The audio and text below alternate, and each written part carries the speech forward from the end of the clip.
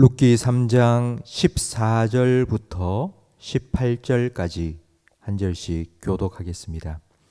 룻이 새벽까지 그의 발치에 누웠다가 사람이 서로 알아보기 어려울 때에 일어났으니 보아스가 말하기를 여인이 타작마당에 들어온 것을 사람이 알지 못하여야 할 것이라 하였음이라.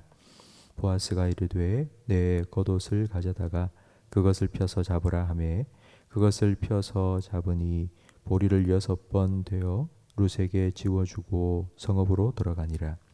룻이 시어머니에게 가니 그가 이르되 내 딸아 어떻게 되었느냐 하니 룻이 그 사람이 자기에게 행한 것을 다 알리고 이르되 그가 내게 이 보리를 6번 되어 주며 이르기를 빈손으로 내 시어머니에게 가지 말라 하더이다 하니라. 함께 읽습니다.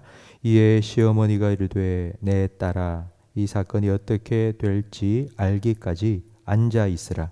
그 사람이 오늘 이 일을 성취하기 전에는 쉬지 아니하리라 하니라. 아멘.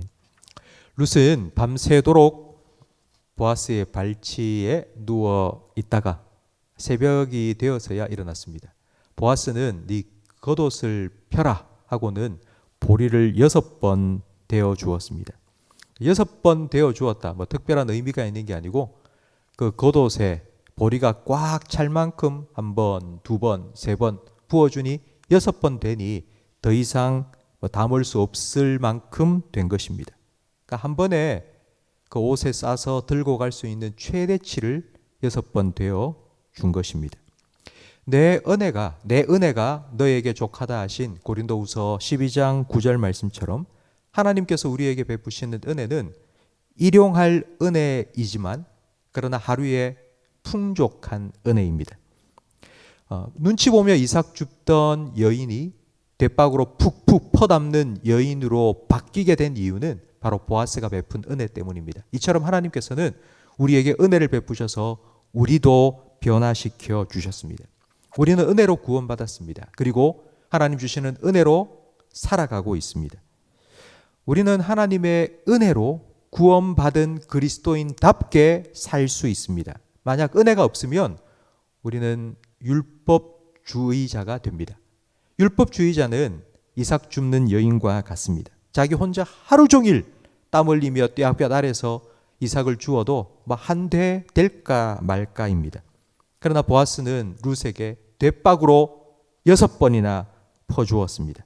하나님께서는 이렇게 우리에게 대박으로 푹푹 오늘 하루를 풍족히 살아갈 수 있는 은혜를 베풀어 주십니다. 오늘도 때를 따라 돕는 은혜를 얻기 위하여 이 자리에 나오신 성도 여러분, 하나님께서 여러분에게 오늘의 필요한 은혜 그리고 오늘의 충분한 은혜를 베풀어 주실 줄 믿습니다. 룻이 가져온 보리를 보고는 시어머니 나오미가 묻습니다. 도대체 무슨 일이 있었느냐? 룻이 나오미에게 시종 일어난 일 다 이야기를 했습니다. 그러자 18절 말씀에 나오미가 이렇게 말합니다.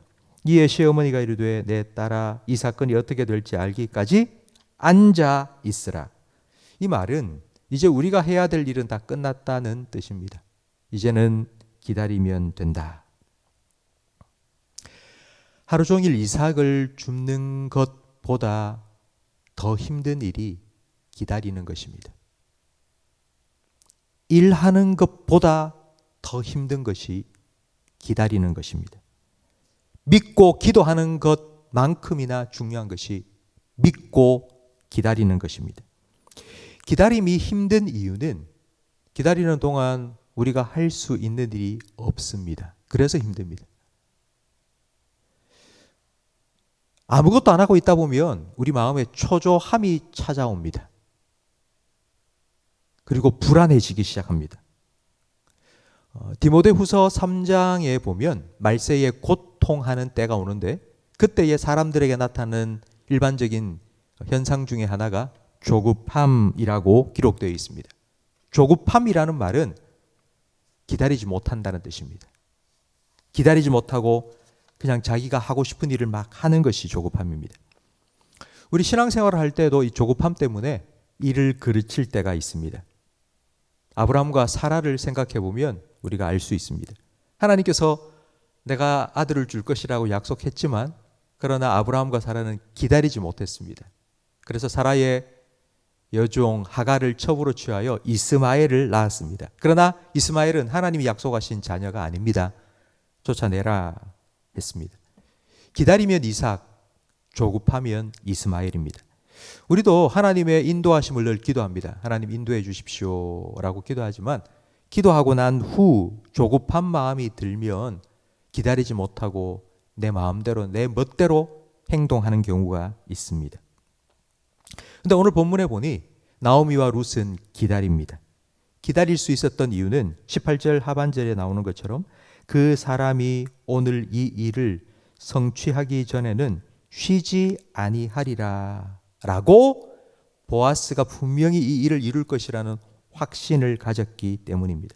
나는 아무것도 안 해도 보아스가 분명히 이 일을 이룰 거라는 확신을 가졌습니다. 이 확신을 가진 이유는 바로 보아스가 한 말 때문입니다.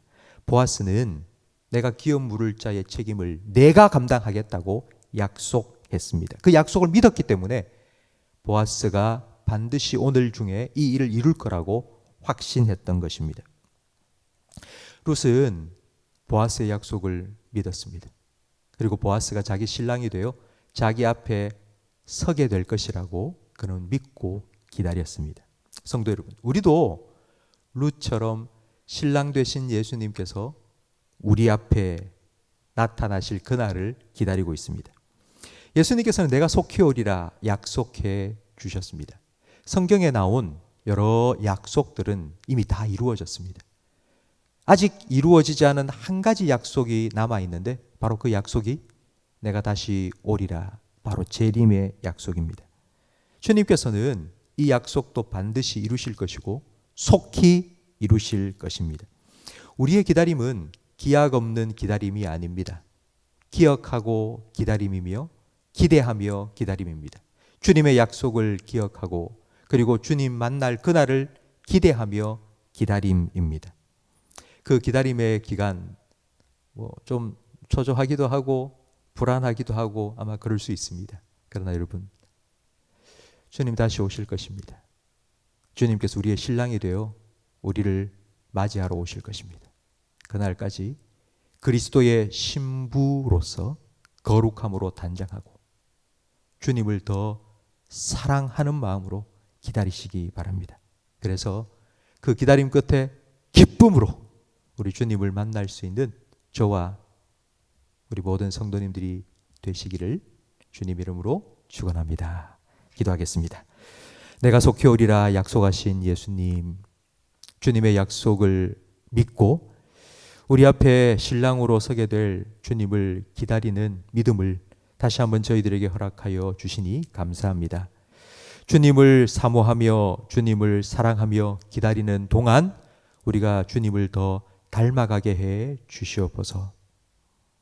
그 기다림의 시간이 참 길고 때로는 초조함도 느낄 때도 있지만 그러나 날마다 우리에게 필요한 일용할 은혜 그리고 오늘에 필요한 충분한 은혜 주님께서 우리에게 공급하여 주셔서 그 은혜로 주님 바라보며 살아가는 우리 모든 성도들이 되게 해 주시옵소서.